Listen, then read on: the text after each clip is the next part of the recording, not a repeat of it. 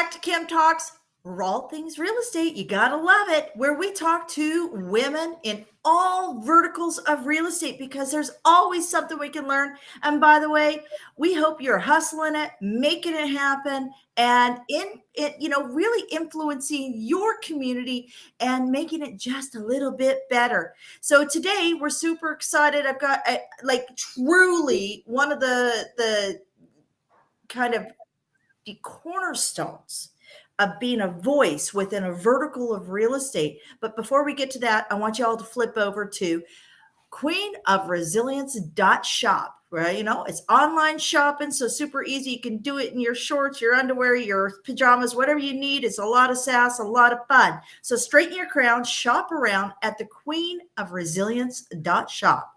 So today, our guest, super excited, and I'm finding out so much more already.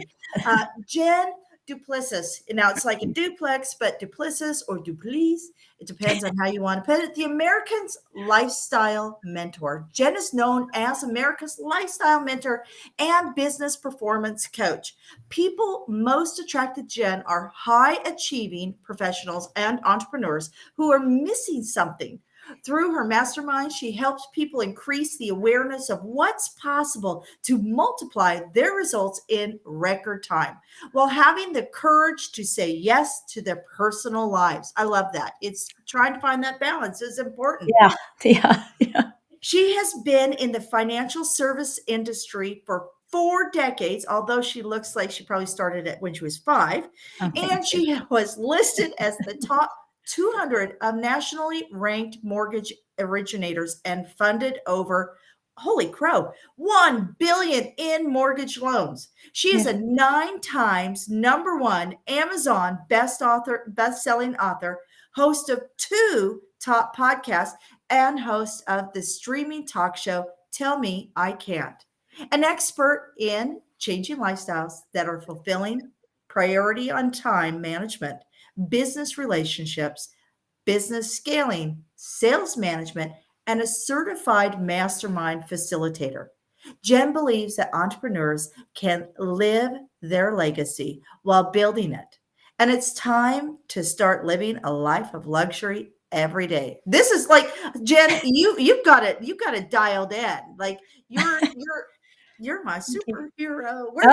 Thank Where's you. your cape? Thank you so much. Thank you so much. Well, I'm so happy to be here. I can't wait to provide as much value as I can in the time that we have together. I'm excited.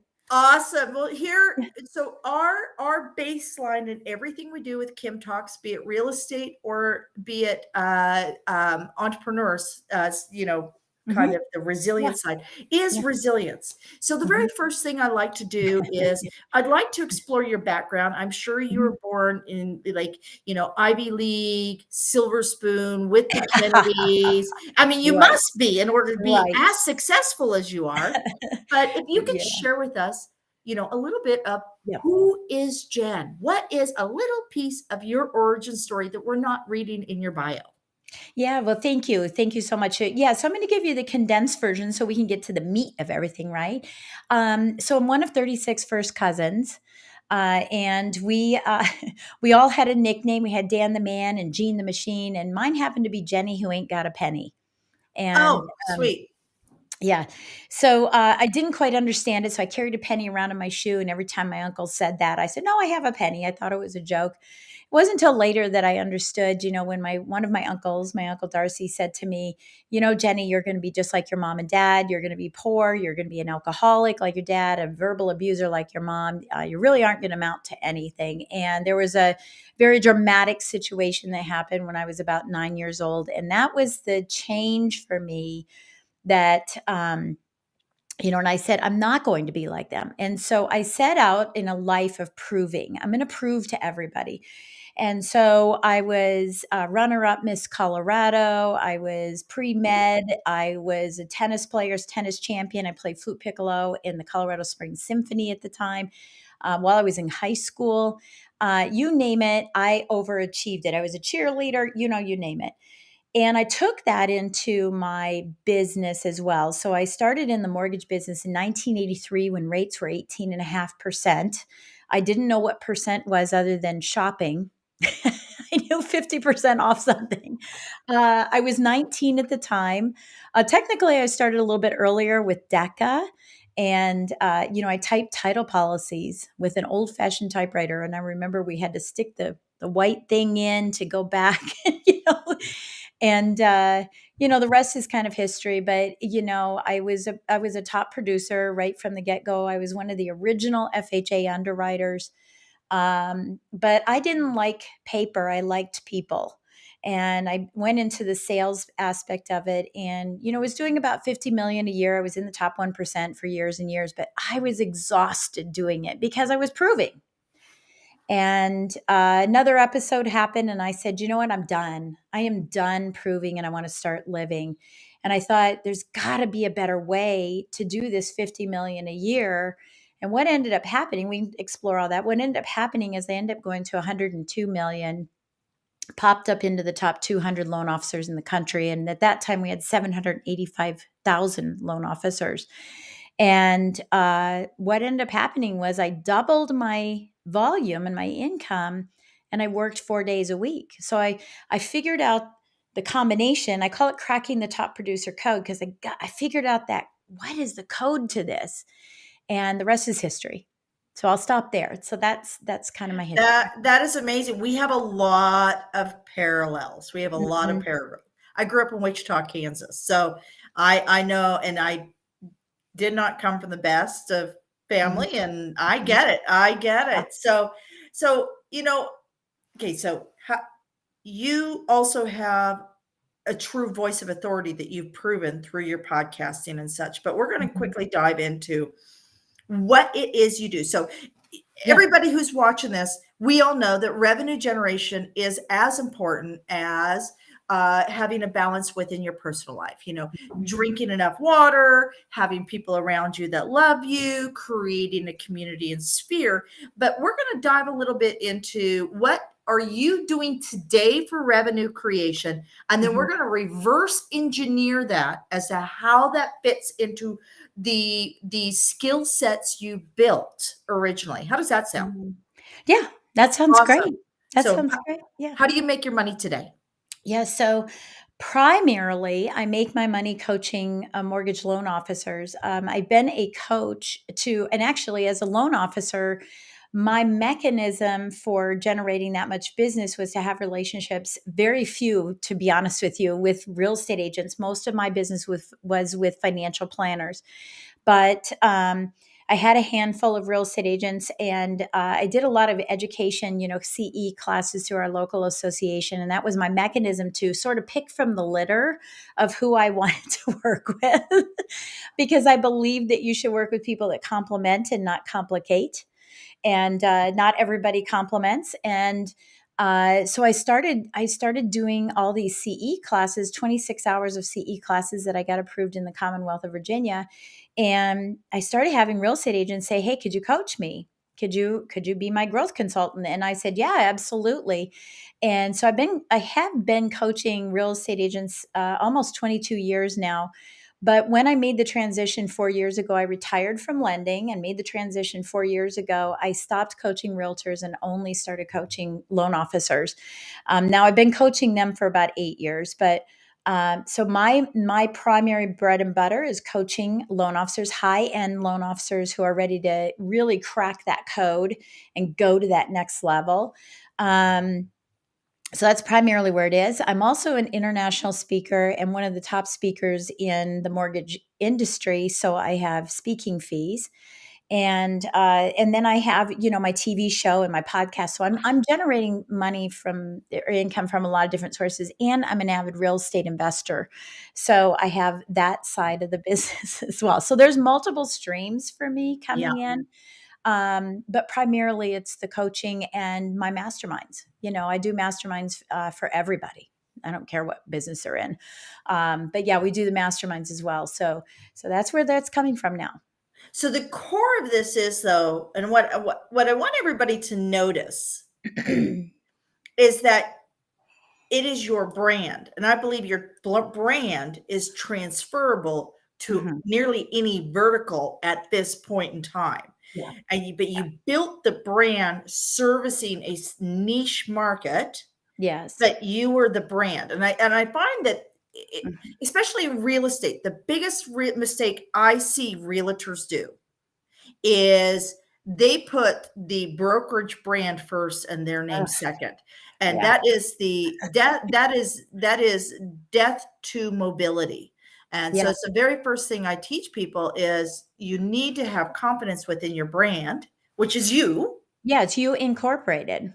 Exactly, exactly. Because as far as I'm concerned, Yeah. I am uh, uh, uh, brokerage. I call it brokerage agnostic because brokerages all want you to believe that it's the Yeah. best religion out there. But Right. and I've been with a couple big brokerage houses, and I do believe I made good choices. But my choice is not everybody's choice. But at the end of the day, the public knew my name. Yeah. I mean, Yeah. I And that's critical. that is critical. That is critical. If you've got Remax, KW, EXP, Mhm. Coldwell Sutton, Banker. You can Coldwell keep Baker, them you on have the list. any of Yeah. that in your Yeah. email or website, you are creating a fatal flaw. Right. You You're are, creating a brand for them, not yeah, for yourself. Yeah. Yeah. exactly. I totally agree with you. Yeah, and I think that's, I mean, it's one of the first five. I have five principles to cracking the top producer code, and it's one of the first principles is clarity, right? Clarity of your brand and what aligns with you, and not not clarity of the brand of the company that you hang your license at. And I deal with this with loan officers as well, right? Awesome. Yeah, because it's the same thing, and I deal with this with business owners, who have franchises and this, that, and the other, and it's yeah. I mean, I deal with this every single day, but clarity of your brand is really, really critical. Because listen, otherwise, I would just be a retired loan officer. Yeah. Yeah, I wouldn't have the freedom to do what the next level of what I Yeah, want to do, that yeah, passion project, if I had just been, the Royal LePage agent, yep, right? yep, In yep, fact, when I left Royal LePage after 14 years, my personal assistant's sister-in-law, who, by the way, my personal assistant's brother was doing filming for me, the sister-in-law asked me, "How do you feel about leaving Remax?" Nobody knew what brokerage I was at. All they knew was Kim Hayden was the mayor of Town, yeah. so that's the reality. I Mhm. transitioned from one brokerage after 14 years to another brokerage without any hiccups. Yeah, It nobody knows. Yeah, Nobody knows, yeah, right? yeah. So, you know what? Mhm. Are you open to sharing those top 5 Of course. producers? I would love that. So we have clarity of brand. Yeah, so it's a clarity of brand, but clarity of your message, is I think even more important, especially in our industries. We have, and I get it. We steal from one another. We find a cool idea and we take it, and we always say, don't reinvent it, and I get that. But a lot of times what happens is when you see something that you think is really cool and you grab it and you try to make it your own and it doesn't align with you, then you can't figure out why it doesn't work. So we have to be really clear on what our brand is. And it starts with values, your core values, and what fulfills you, right? Because this is all about living this life of luxury, which isn't all about money. It's the Yeah, luxury of making the choice, is designing that fulfilling life. And so that's huge. Like, who do you want to be? How does the world see you? Are you professional? Are you funny? Are you do you dress professionally? Do you not dress professionally? How do you type things? How do you write things? How do you visualize? And creating that brand so that there's consistency in the messaging and then consistency in delivering it. And so often there's inconsistent messaging inconsistently, right? And absolutely. yeah, and so that's number 1 is clarity. Number 2 is credibility, and making sure that you have all the right designations, but also, making sure that you are the expert, right? Niche into that. And it's just marketing. I think what scares people about niching is they think they're going to lose. But if you're marketing to everybody about everything, you're marketing to everybody about nothing. So niche into your expertise, what you love to do, And that becomes your marketing. And then you can let everybody know that you do everything, but that becomes your marketing. And, I think that's really clear with, let's say, Starbucks, for example. I don't think I've ever seen an ad for them talking about their little cake pops. They advertise coffee, and they're not Slurpees, but they're things, right? But yet when you go in there, they've got a multitude of things. So keep your marketing in one lane, Yeah. and then improve your credibility and your influence in the marketplace by doing one to many, as often as you can sponsor, as often as you can speak at events, and offer those opportunities. So that's, I think, really clear. And so elevating yourself to be that expert, and that's incredibility. Next is your community. Are you nurturing or neglecting your alumni clients? Now, Yep. why do I call them alumni? Because everyone says past clients all the time. Well, when I hear past, I don't see PAST, I see PASSED. And in our industry, we go to a closing. And so we close the casket because they passed away. And we think linear, got to lead, close the deal, got to lead, close the deal. And if we can think in the terms of alumni, right? And what do alumni do? They come back in and they tell everybody about you, and they donate, right? Or give you money because they buy with you again, or tell you, the friends about you. They're very loyal.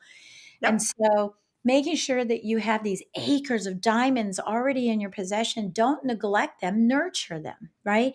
But then in addition to that, again, I mentioned this earlier, is work with people that complement and not complicate. Get rid of people who complicate. You don't have time. All of these strategies are to attract clients, not for you to have to chase.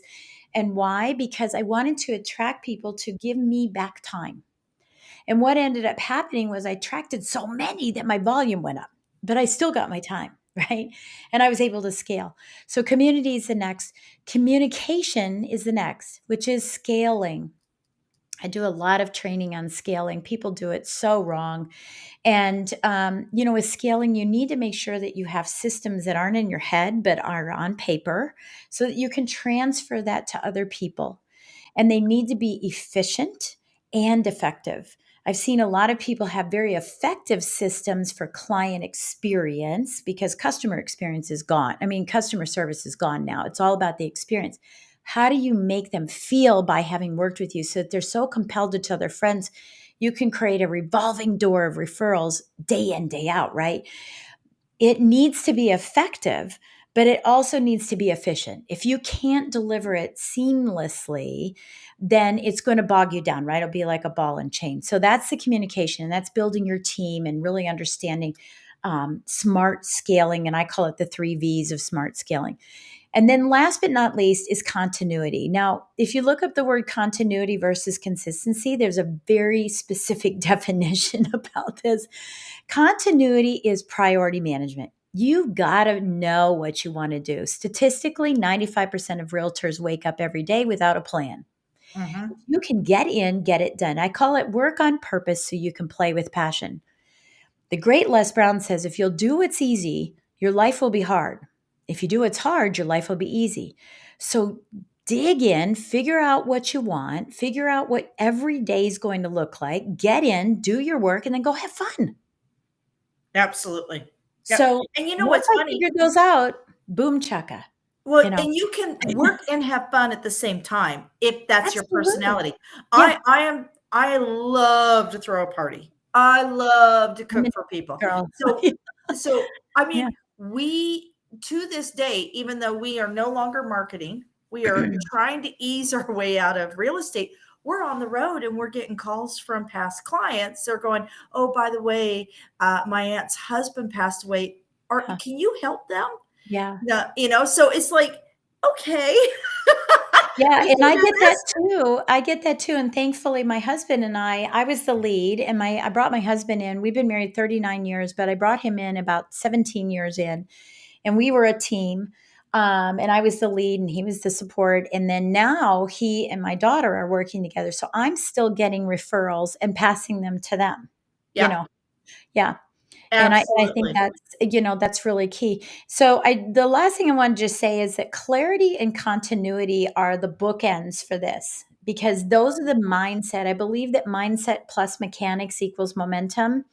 So those are the mindset pieces. The interior are the mechanics, what you do every day, how you function, Yeah, how you know, bring yourself in. And so your day can have you can have a rough day, but you have your bookends to get you back on track, right? Because tomorrow absolutely. you already know what you're going to do. Yeah. Absolutely. One of the things that I see in real estate, and this is due to kind of the Hollywood influence. The HGTV is now 28 years old. We have, Selling Selling Sunset. sunset. Yeah, all these things is that a lot of real estate agents who are almost have a shame factor around what their clarity of niche is. It's Mhm. not sexy. It's not big luxury houses. It's not that. I was always very proud about the fact that I served the middle economy, the growing Mhm. families, Mhm. and that even though there was 300 of this specific model built, and I could walk through and tell you that, exactly what the challenges on resale with model is, because everyone has one, and what Mhm. the benefits were. Every home had a different, I don't want anybody to think that I'm taking this down a woohoo kind of road here, but the reality is homes have energy and they have uniqueness based on the homeowners, right? Right, right, right. What do you say to people who maybe are not working in what is truly aligned with them, but they're trying to work what they think is Everybody. Yeah. is what everybody wants, the Yeah. skinny pant, no sock, the perfect white teeth. I'm not trying to pick on I anybody know, with no, but skinny I teeth and gosh, no when you watch socks, Selling but Sunset, I'm like, I cannot believe they're But selling. I think actually Hollywood has done a disservice to real estate Yeah. agents Oh, because no when question. we look back to the 1950s, and I'm not saying we're going back to the 1950s, but when we look back, it was the real estate office, the banker, the butcher, the grocer. Mhm. These were the florists. These were the people who sponsored little Timmy's soccer team, and these were the people who Right. created community. And Mhm. I see this so often in real estate agents going, oh, well, right now I'm just working in starter homes, but I'm going to do luxury. And it's like, what do you say to those agents who maybe Mm. are not working in their true authenticity, who they Yeah. are? I mean, Yeah, that's so there's a couple things that I would say about it is that, so let me start on the high side of this, and hopefully I'll remember this question. I may have to have you remind me again here in a second because there's so many things I want to say. But there's the authority figure that comes with, the persona of I'm a mortgage lender, right? I'm a loan officer, I'm a real estate agent, or I'm a realtor, right? There is authority figure that comes with that. And we have to step into that authority. We have to step into that, like assume the position, right? Step into that authority. Once you've closed business, then it becomes a trust position, not an authority, authority figure, but a trust figure, because you can't really rely on the authority that you had, because now what people are looking for is the trust side of this. So I would just say, and so this lends itself to credibility, definitely. The other part of this is that sometimes the best way to figure out what your niche is to determine what you don't like. So if I said, you said young families, et cetera. So if I said to a real estate agent, and I've coached them in the past saying, okay, do you like clients who have the kids running around the house and blah, blah, blah. I hate it. Good. Then you don't work with those clients. Now you don't say that. You don't say, I don't work with people who have kids, but rather you say, I work with young professionals who don't have children yet, right? Or, young professionals. If you say, I'm a first time home buyer person, that's a big net. That's not a niche. And I think that's a problem right there. Are you first time home buyers who are single women? Are you first time home buyers who are single men? Are they professional? Are they blue collar? Do they have children? Where are they looking in the country? Are they urban, suburban, whatever? The closer you can get to that niche, the better your message is going to be out in the marketplace. You're going to be known for that, right? So identifying where your passions are. It's one of the things that I always find is really funny. So my niches were jumbo, right? So the luxury. I like the complexity of their financial situations, and because I'm a jumbo client, I could understand them very well. My husband, who is a jumbo client, actually likes USDA loans, right? He likes serving the blue collar, and that's fine. Um, but I would do the jumbo loans and VA jumbo. And I live in Washington, right outside of Washington, D.C. So we had the luxury of doing a lot of people at the Pentagon and at Congress and senators and the White House. So that was my niche. But here's my other niche, investors, because I'm an investor. So it became my niche. And I'm so amazed with real estate agents. It honestly drives me crazy. Like, I'm a real estate agent, but all I do is condos and single families. And that's all I do, right? And it drives me crazy. You are a real estate agent. That means you do commercial. That means you do investor deals. That means you do multifamily. It means you do mixed use. Find your niche. Find what is exciting for you. And yes, you can serve all of them, but find what is most exciting for you. The investor community is so underserved by real estate agents who have knowledge in that arena. It's so Absolutely. underserved. Yeah. Absolutely. I am guilty myself. I have helped people with investment properties, but because they're within, I've always worked within Geo Farm because I raised children in this business and I always wanted to be close at hand. Yeah. So by becoming a listing agent in Hmm. a Geo Farm, I was Hmm. able to actually control the flow and the time Yeah. spent on the road. So I Yeah. was very intentional. Everybody goes, Kim, you got to get out of your bubble. And it's like, you know what? I'm good. I'm good with my bubble. I did over $580 million of transactions with the Yeah. average house price being Right. $400,000. Right. I'm good. Thank you. So bubbles Right. work. Find what you can be proud of. And what I'm proud of is not necessarily the price of the homes, but the service I gave my clients. I've Right. had the And opportunity to go to yeah. baby showers and weddings, and I've been adopted into so many Yes. families and Me be too. seen as a friend. So Yeah. I think the difference is inspiration and motivation, right? There's a difference. Motivation is external, it's a vicious cycle. It's like, I'm not motivated. I think I'll go to a conference. And then you get to the conference, you get all excited, and then you get deflated because it's fleeting, right? It's external. Inspiration is an inside job. When you can identify your true niche, the thing that you get up every day. And for those that are listening, I mean, I'm 58, so I remember the commercial with Dunkin' Donuts, which was time to make the make the donut, donuts. right? Right. And if that's you every day, you haven't found your inspiration. Yeah, You haven't found it, because when you have that inspiration and it's an inside job and you're saying, this is who I want to serve, you'll jump out of bed every day because you're just saying, hey, and I do this prayer every day, is like, Lord, help me find somebody out there, right? Today, someone out there is looking for me. Help me find them, right? And so when you manifest that, it comes at you. When you're manifesting absolutely. just anything and everything, and God, I hope I get something, and the hope and prayer method, and all of that. That's why you're not manifesting these things to come to you and be attracted to. Instead, you're a cat on a marble floor in oil. Yep, absolutely, absolutely. And part of that is having that, like I said, not motivation, but that inspiration. I Inspiration. know who I want to serve, and Mhm. they just need to know I'm here to serve. Yeah. So, Everything you do so is about that. I get that.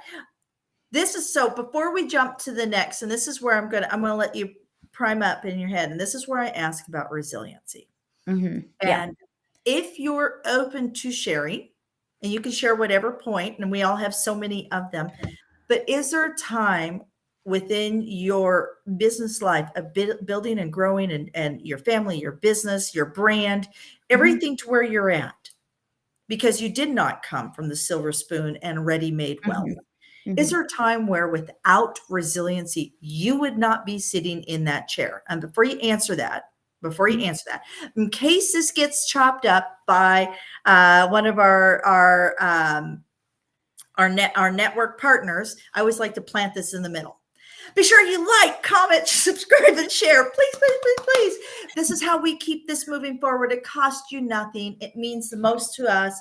It is the world to me. If you like, comment, subscribe, and share, give us some feedback. And while you're doing that, be sure to pop over after this episode to our sponsor, queenofresilience.shop. Shop around, and you will be seeing this fall an entire line of really fun real estate paraphernalia coming out. Bags and shirts and notebooks and all sorts of things coming your way. So now that I got that in there, I've done my due diligence. Resiliency. Because I'm looking at you right now. This has been smooth selling. You haven't had any issues with a kid. You haven't had any issues with a client. If you only knew. Yeah, right.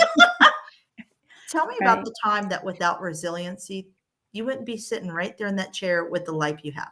Yeah, I mean, there's a couple times, but I'll tell you one very quickly, and then the other one I would really want to focus on. But, I feel like I was raised in the mortgage industry. Back then it was a good old boy world, and as a woman in it, and I'm not really. I shouldn't say that. I mean, I don't really jump onto that bandwagon of women empowerment and women. I just feel like, I do what I'm going to do, and I use my facts and my figures, and I do, that's the resilience, right? The resilience of just do the work, And when I look back on that, I was overlooked, several times for some powerful positions. And I've always felt it was because I was a woman. I was the token woman, going out for cocktails on Thirsty Thursdays back then. And, all of those pieces. And one of the very few women who was an originator, because most women were operations. So that resilience there, I think, was powerful. I'm thankful that I really entered the industry in the ops side and really excelled into underwriting, because that gave me the background that I needed to excel well beyond anybody else around me. And I was always in the top, of everything in my company. So that resilience, I think, is one that's good. I just do the work, put my head down and do the work. I don't play games with, I'm a woman, you should take more care of me. Nope, do the work. Later, that individual who overlooked me is now one of my dear friends and very well known in the industry. But so that was, I think one of the first things as you're saying this is that's one of the first things, just charge through. No one's going to stop me. No one's going to get, and this is the name of my streaming television show, which is Tell Me I Can't. Like, get out of my way. Don't tell me I can't. Right. That's the first thing. The second thing is when I had this second epiphany, which I didn't share the story. I was basically, we all get that phone call from our clients. I was technically at dinner. I'm doing air quotes if you're not watching this. Right? I was at dinner with my family, and a client called, or probably a realtor, right? Called, and I'm like, oh, I got to take this. So I go outside, and I'm walking what I call the concrete balance beam. We all know that, right? Walking back and forth on the curb and, doing our little dance and nodding to people as they're coming in. But I happened to look over into the window of the restaurant, and I saw my family creating all these beautiful memories, laughing and enjoying themselves, but I was never in them, right? And so the most resilience I had to have was saying no to other people and saying yes to me. And you had that in my bio, that's probably one of the hardest things that we all do in order to move forward. I would not be here if I didn't do that move forward, if I didn't really work hard at trying and proving, and not that kind of proving, but I have a proven system that I've excelled numerous people's lives, doubled and tripled their income, because this is a proven system. And that resilience had to be there, because it's so easy just to back off and say, I quit, I just give up. But I had to continue to go forward with that. And it was very trying, right? I felt, hey, there's a realtor that, every time that we work together, they make somebody on my team cry, they're out. This financial planner doesn't follow up with what he says, he's out. And I had a lot of, come to Jen meetings, right? My own board meeting with myself, where I had to make these hard decisions. And that resilience really brought me, through to that point. And we just have to understand that there are people that are meant to be in our lives, and there are people who are not meant to be. And we don't have to be everybody's best friend. And because I went into the top 200, people started calling me and saying, "What's the secret? What's the secret?" And I'm such a giver that I was giving my time. And then I Mhm. said, wait a minute, I don't have time to answer all these questions. What's a mechanism I could use? And that's when the podcast started, Mortgage Lending Mastery. Had I not had that podcast, I wouldn't have had people calling me to coach them. I wouldn't have had people calling me and saying, "Can you speak on my stage? Can you come to my sales rally for both real estate and lending?" And I would have just been a retired loan officer, or I would still be in the industry and being miserable because I knew I wanted to make a more significant impact in the world and give back to my community. I believe you learn, then you earn, and then you return. And so many of us, our mess becomes our mission, right? Yeah. No, And that's where my resilience stands. that, yeah, that is brilliant. How many kids did you raise in the business? Two. Two. And they're both in it. They got in the Awesome. quicksand. Awesome. And so is my husband. Right? Awesome. Well, my husband joined me. We've been Yeah. married 27 years. Yeah. My middle child has gone in. Yeah. My They got oldest in the farm. quicksand, as we call it. But, my kids own real estate. I mean, multiple properties. We're all, multiple real estate investors. And, we own all kinds of stuff. I hold notes. I do things. I actually still have a mortgage company. It's called Situational Lending, but I'm not licensed anymore. I gave up my license. I only do non-owner occupied investment properties. I do fix and flips. I do buy and holds. I do, syndications. That's the market I want to play in. And so I've got 3 loan officers who work for me, East Coast, Middle, and West. And I don't originate, but I still talk to realtors so that my coaching clients can never say to me, "Well, you're out of it." No, I'm not. Oh, yeah, exactly. And I Exactly. buy my own too. So I'm in it, believe me. Yep. Absolutely. This is around the time that I love to talk books. Now, you are a published author multiple Yeah, times, and when you read that, I go, "Oh my gosh, I've got to change that." I'm now a 12-time, not 12 nine, time. 12-time number 1 bestselling author. So What there's some is, syndications, but then there's also my books. yeah, Yeah. okay. So let's real quick. What's your most recent book you published? The most recent book that I published is this one called Tell Me I Can't. Yeah, Tell Me I Awesome. Can't. Now, And this it's is that, a fiction book. So if we actually are writing a screenplay for Hallmark, and we did this on purpose. So if you watch Hallmark, you know how this book is going to go. But the undertones are my thought processes of, am I good enough? Wait a minute, I am. I don't know. Am I? Ooh, they hurt me. My thought process going through it. So that's what Tell Me I Can't is.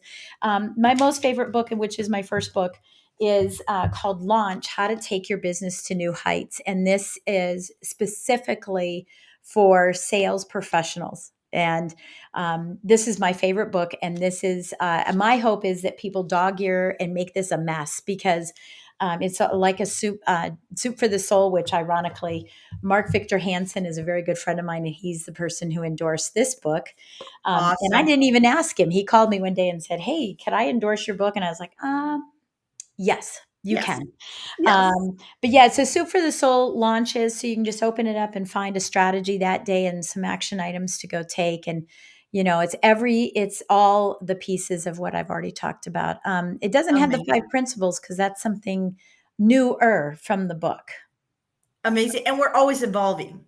We're always Oh yeah, evolving. of I course. I'm Yeah, I get it. I get it. I mean, yeah, every day, the hardest challenge I think for people like yourself and like myself is staying focused. What is the vertical we're working on?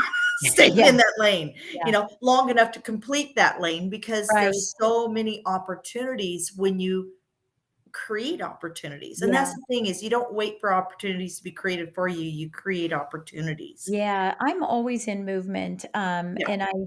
but I don't believe in balance. I mean, I know that a lot of people say that I don't believe in balance. I'm in and present, and then I maneuver to be in and present. I have Yeah. 4 businesses, so every day of the week, I focus on a different business. I Oh, own smart. Airbnbs, I have real estate, a little, I don't know, $30 million worth of property. So I'm always dealing in that. And then I have this business, and then I have the mortgage. So every single day of the week, and I only work for 4 days still. So every single day of the week, I'm focused on one business. Brilliant. And so the reason by balance is a problem is if you look at scales, you're 50-50. So you're never in 100%. No wonder you can't get traction. Absolutely. Absolutely. So around about now is when I always ask, and this is I learn so much about people, and I get inspired by this piece. Is I want to know a quote Mm, or a yeah, saying that yeah, inspires you, your North Star, yeah. because no matter how beautiful our lives look, no matter how much we only see the Insta glam roll here, right? The Mhm. reality is there's always something on the Yeah. backside. There's always something. If you are a person of depth, Mhm. there's something every week that comes up that we have to pull from within. What is that Mhm. quote for you? What is that saying for you? What's your go-to? Yeah. Well, I already gave you one quote, which is from Les Brown. I'm on his speaking faculty, which is if you'll do what's hard, your life will be easy. If you do what's easy, your life is going to be hard. So if you feel like your life is hard, it's because you're skimming through the front side of this, right? So do what's hard so that it can be easy on the backside. And yes, it takes work. And yes, it takes focus. So that is definitely one. But the other is a quote that my mom had, and this really aligns with, creating this life of luxury for yourself, because I'm all about making sure that you come first. And so here's the quote: "We flatter those we scarcely know. We please the fleeting guests, but we deal many a thoughtless blow to those we love the best, including ourselves." So stop That is pleasing beautiful. everybody. Stop pleasing everybody. Please yourself. Tell people that you'll get back to them when you can get back to them, instead of, not going to the recital or hopping out of the recital and sitting in your car with your laptop as you're creating a contract. I've been there. Right? That's beautiful. You gave me goosebumps. Your mom sounds like a really awesome person. Yeah. So, where can people find you, Jen? We have your website up on the so, but where else can they find you? Yeah, well, I'm all over social media. It's Jen Duplessis, all over social media. But if you want to connect with me, you can text the word Jen, and I'm a one N Jen, Jen, right? And not Jan, Jennifer, Jen. Text Jen to 26786, and let's get connected. Let's get connected and work with us. I have a couple of events coming up, June 13th and 14th. We have Cracking the Top Producer Code. It's a 2-day virtual. The tickets are $97, but if you contact me at jen@jenduplessis.com and let me know that you heard this, I will let you come into this thing free. How's that sound? So Amazing. yeah, so it's a 2-day event. So if we want to dig deeper into what I'm talking about, come to the event. And it never hurts to invest a little time into learning more and Oh, just absolutely. Yeah. recentering. That's what it sounds like you're offering, is an opportunity to recenter and to move forward. Well, and especially now, we're coming up to the end of June, which is halftime. And what do football teams and all kinds of teams do at halftime? They go in the locker room and they figure out, how am I winning? If I'm losing, what do I need to change? How do I keep winning? This is the perfect Absolutely. time of the year to do that reset. Absolutely. Jen, thank you so much. Thank you so much. Thank you. I want to share it with everybody. Jen reminded me of one of my favorite quotes I learned from my mother, is that Kimberly Joe: "Poverty is a state of mind, not a state of economics." So if today's a little Mm. rough, money's a little tight, lean in to the resilient community, lean in to Jen's community. Find the people that can inspire you to Mhm. get your clarity, to create your credibility, to expand your community, to create the communication so you can start scaling and understand its continuity over consistency. And we learned that all today. So again, I'm Kim Hayden. I'm your host here at Kim Talks, all things real estate. And you know what? If you're feeling that your resiliency is lagging a little bit, lean into the resilient community. You can get a free membership at resilientgift.com. And hey, if you have an awesome story on resiliency or on real estate or any aspect or vertical within real estate, I'd love to have a talk and see what you can share with other people. Because remember, sharing is caring. Be sure to stop by, be sure to join. And until next time, I appreciate your time, because I know time is our most valuable resource. again. Until next week, take care and be good to yourself.